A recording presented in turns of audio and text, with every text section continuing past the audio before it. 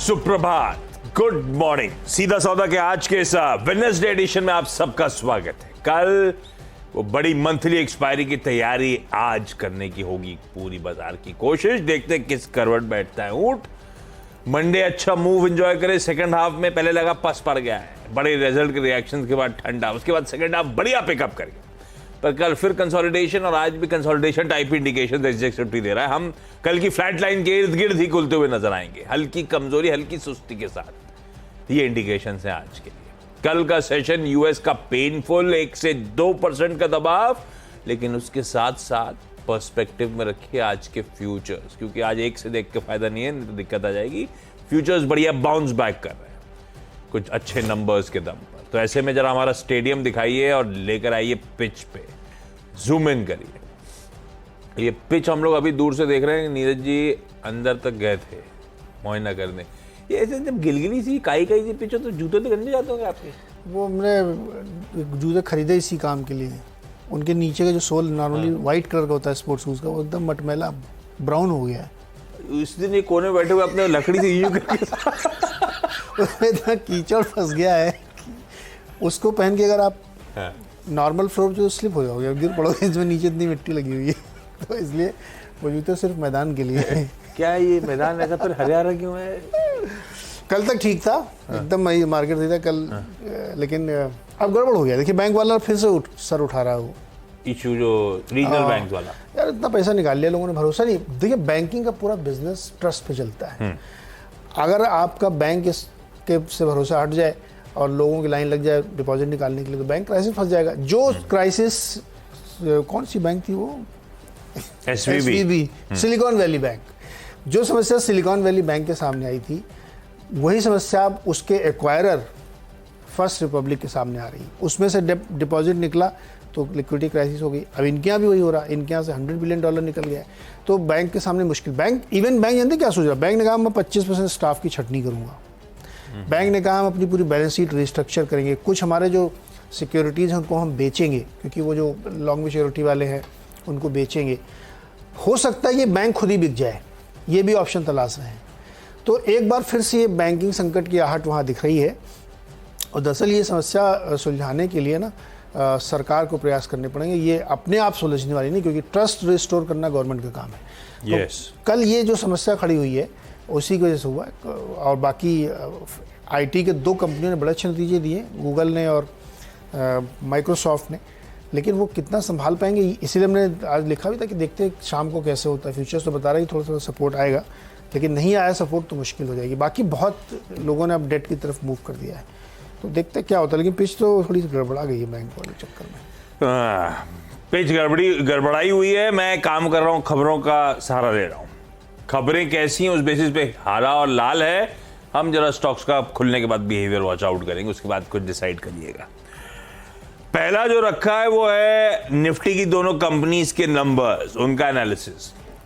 पहला है Tata consumer products, green लेके चल रहा हूं इस स्टॉक को। अच्छे नंबर्स है और मेरे ख्याल से जो स्ट्रीट एंटिसिपेट कर रहा था, एक्सपेक्ट कर रहा था, हर पैमाने पे उससे बेहतर प्रदर्शन कल के तिमाही नतीजों में आपको नजर आएगा। आय इस कंपनी की 3600 करोड़ के पार पहुंचती हुई, 14% साल दर साल का जंप, एक्सपेक्टेशन से बेहतर। उसके सामने मुनाफा 19.5% का जंप दिखा रहा है, एक्सपेक्टेशन से बेहतर। और मार्जिन्स एक्सपैंड हुआ है 10 बेसिस पॉइंट। एक्सपेक्टेशन था 60 बेसिस पॉइंट्स का मार्जिन्स कॉन्ट्रैक्ट करेंगे, तो 14% वाले एक्सपेक्टेड था 13.4 पे आएंगे, आए 14.1 पे। इसलिए मैंने कहा हर पैरामीटर पे एक टिक है, बीट है, अच्छा परफॉर्मेंस आया है इस कंपनी की तरफ से। मैं इसको ग्रीन लेके चल रहा हूं। बाकी डिटेल जाने के बाद सिर्फ हेडलाइन नंबर्स और मार्जिन्स की पिक्चर के बाद छोड़ रहा हूं, अदरवाइज इंटरनल्स भी इंटरेस्टिंग थे। दूसरा नंबर जो बीट है वो है बजाज ऑटो, वो 2 व्हीलर दिग्गज जिसने कल बाजार बंद होने के बाद नंबर घोषित करे। ये भी स्ट्रीट एस्टिमेट्स के ऊपर है। आय में 7% के आसपास का जंप है। 8350 करोड़ रुपीस की रेवेन्यू एक्सपेक्टेशन थी, 8900 करोड़ रुपीस आई। EBITDA 9% का जंप है। 1650 करोड़ रुपए स्ट्रीट एस्टिमेट्स के सामने 1700 करोड़ से ज्यादा का ईबीटा। और हुआ क्या, इसके चलते मार्जिन्स एक्सपैंड करे। एक्सपेंशन एक्सपेक्टेड था, 17.1% वाला बढ़ेगा, 18.8 पे आएगा, ये बाजार मान रहा था, 19.3 पे आ गया है। तो बढ़िया एक्सपेंशन है, 220 बेसिस पॉइंट्स का, और स्ट्रीट एस्टिमेट से 50 बेसिस पॉइंट ऊपर मार्जिन्स एक्सपैंड करके दिखाए। और ये तीसरा बैक टू बैक क्वार्टर है, प्रोड्यूसर साहब लिख रहे थे, जब मार्जिन्स में इंप्रूवमेंट डिलीवर करके दे रहा है। खैर, बजाज के लिए अपनी सेट ऑफ इश्यूज हैं, हम सब जानते हैं, वो फैक्टरेड हैं, वो इशू थे एक्सपोर्ट बिजनेस, नाइजीरिया वगैरह की दिक्कतें, वो जस की तस हैं, लेकिन फिर भी जो स्ट्रीट एक्सपेक्ट कर रहा था उससे डोमेस्टिक फ्रंट पे बेहतर मोमेंटम है, इवन ग्लोबल परफॉर्मेंस बेहतर होता हुआ, इसको ग्रीन रखा। बजाज ऑटो के नंबर्स में फिर से एक बढ़िया डिविडेंड डोल आउट अनाउंस किया गया, तो दूसरा दिमाग चला कि जिसके पास जाएगा पैसा उसको क्यों नहीं मेंशन कर दिया जाए। तो बजाज ऑटो ने 140 रुपए पर शेयर का डिविडेंड दिया है, बजाज होल्डिंग्स को स्क्रीन पे दिखाइए, इसको रख दिया 140 रुपए पर शेयर का डिविडेंड डोल आउट। इनके पास 34% से ज्यादा का स्टेक है बजाज ऑटो का, इनके पास 9.67 करोड़ शेयर्स है बजाज ऑटो की, यानी कि कैलकुलेशन क्या आएगा, 1350 करोड़ रुपए का डिविडेंड डोल आउट बजाज होल्डिंग्स के पास आना है। मन तो कर रहा था बाकी शेयर होल्डिंग में जो लिस्टेड एंटिटी वो भी दिखा दूं, लेकिन फिर मजा नहीं आ रहा था उनके कैलकुलेशन में, इसी के मजा आ रहा था, इसको ग्रीन लेके चलो। तो टाटा कंज्यूमर प्रोडक्ट्स नतीजे, बजाज ऑटो नतीजे, और बजाज ऑटो के डिविडेंड डोल आउट के चलते वो होल्डिंग कंपनी, इनको ग्रीन कर दिया। 3 हो गए आपके? 3 हो गए। ओके, तो दिग्गज इनकी तरफ चले गए, तो छोटे मोटे जो रिजल्ट आए मिड कैप कंपनीज के, स्मॉल की वो रखे, तो अनंतराज रियल एस्टेट कंपनी है और उसने 49 करोड़ का प्रॉफिट दिखाया है, जो 23 करोड़ से बढ़ के आया है, और रेवेन्यू जो है 30% बढ़ के 280 करोड़, मार्जिन 11 से बढ़ के 26%। तो नंबर ठीक दिख रहा है, हालांकि मैं बहुत बुलिश नहीं हूँ रियल एस्टेट में, चाहे वो दिल्ली का हो चाहे मुंबई का, लेकिन नंबर बहुत सकता रिएक्शन देखने को मिल जाए। एक दिल्ली के रियल एस्टेट याद आया, कल एक खबर, कल क्या अखबार ऊपर से नीचे तक सब चाटे मैंने, कुछ था नहीं करने को मेरे पास, तो उसमें LTTS और LTI माइंडरी ये अपने सारे बिजनेस ऑपरेशंस कंसोलिडेट कर रहे हैं, अपनी रियल एस्टेट छोड़ रहे हैं, क्योंकि आप हाइब्रिड मॉडल में चले ही गए हो, इतनी रियल एस्टेट जरूरत नहीं है, चेन्नई में छोड़ रहे हैं, और दिल्ली में भी DLF वगैरह के जो इनके वहाँ पे वो सेटअप है गुड़गांव में, वो सब हटाने की तैयारी है। ये एक नहीं, सारी IT कंपनी। तो फिर धीरे धीरे करके जो हाइब्रिड मॉडल के चलते ही सब बढ़िया रेंटल एसेट, जो रेंटल यील्ड आ रहे थे, सब गड़बड़ाएंगे मामला, और DLF के लिए बड़ा इंपॉर्टेंट हो जाता है, ये गड़बड़ाएंगे, पक्का गड़बड़ाएंगे, क्योंकि मैसिव जो लॉन्चेस हुए हैं सब अपने आप को SEZ के अंदर समेट रहे हैं एक्चुअली, तो ये दिक्कत जरूरत ही नहीं बाहर जाने की। हाइब्रिड मॉडल में कोई जाते ही नहीं घर, हमारी बिल्डिंग में तो सब गाड़ी नीचे खड़ी रहती है आजकल। इसीलिए तो वर्क फ्रॉम होम जो है बढ़िया मॉडल है। तो खैर इस वजह से देखते क्या होता है इनको। और VST इंडस्ट्रीज, ये जो चार मीनार के नाम से सिगरेट बनाती है, इसके बीड़ी भी बनाती है ना, बीड़ी के बहुत बीड़ी पत्ता, तेंदू पत्ता, ज्यादा फेमस है। नतीजे तो अच्छे नहीं इनके, प्रॉफिट भी गिर गया 21%, रेवेन्यू 2% का गेम करते तो वही तो दिया, इसलिए तो लिया, जो वो प्रॉमिस दिया इन्होंने 150 रुपए का डिविडेंड दिया। तार के दबानी सब ले जाते हैं सारा डिविडेंड, कितना 1/3 है ना, 1/3 उनका स्टेक है, डिविडेंड डोल आउट तगड़ा मिलता है, बस इसीलिए मैंने इसको लिया, खाली डिविडेंड का अपना वायदा पूरा किया इन्होंने। रैलिस इंडिया के नतीजे अच्छा नहीं लग रहा है मुझे। मुनाफा जो है इनका, मुनाफा क्या मतलब, घाटा बढ़ के 14 करोड़ से बढ़ के अब 70 करोड़ का नुकसान हो गया है, और रेवेन्यू 3% बढ़ा मामूली सा, तो नतीजे थोड़ा सा वीक लग रहा है मुझे, इसलिए इसको रेड में रखा है। अच्छा, AU स्मॉल फाइनेंस बैंक, इसको रेड रख दिया। ये वो बैंक है, इसी के MD CEO को 3 साल का टेन्योर एक्सटेंड हुआ था ना। हाँ, ये चार्ट दिखाइएगा भाई, तार जैसे खड़ा हुआ, अब करेक्ट हो रहा है। AU के नंबर्स में कोई प्रॉब्लम नहीं है, हमेशा की तरह बेस्ट इन क्लास नंबर, पर अगर कुछ हिंट मिल रही है इस बैंकिंग मेजर्स के नंबर्स के बाद, तो इसके मार्जिन्स में कॉन्ट्रैक्शन है, कंप्रेशन की शुरुआत हो रही है, उसको वॉच आउट करने की जरूरत है। हम लोग बात ही कर रहे थे 1-2 क्वार्टर्स की कहानी है, उसके बाद बैंक्स के मार्जिन्स पीक आउट होने की कगार पे खड़े हुए। एक बार आरबीआई ने पॉज हिट करा, उसके टेक्निकल एडजस्टमेंट्स के बाद ये पॉज होना है और कॉन्ट्रैक्शन की शुरुआत होगी। एनआईएम 6.1% पे, पिछले साल के इस क्वार्टर में थे 6.3, लास्ट क्वार्टर में थे 6.2, तो Q on Q, year on year NIM स्पष्ट पढ़ने शुरू। मैं इसको सिर्फ लाल इसलिए रख रहा हूं, बाकी तो खैर नंबर्स बढ़िया ही रहते हैं इसके। ऐसे ही एक डिसअपॉइंटमेंट आया था दालमिया भारत के नंबर्स में। तो दालमिया भारत को मैंने आज के ट्रेडिंग सेशन के लिए रेड दालमिया भारत कह रहा हूं, सॉरी, दालमिया भारत के नंबर्स को रेड रखना है और रीजन समझा देता हूं। मिस है मार्जिन्स के फ्रंट पे, खास तौर पे जो बढ़ता रॉ मटेरियल कॉस्ट है वो हिट कर रहा है। जब स्ट्रीट 20-20.5% के मार्जिन एक्सपेक्ट कर रही थी, 18% के मार्जिन नंबर।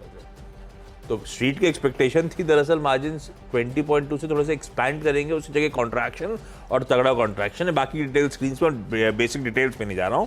नंबर्स डिसअपॉइंटिंग है थोड़े से, इसीलिए दालमिया भारत इन रेड।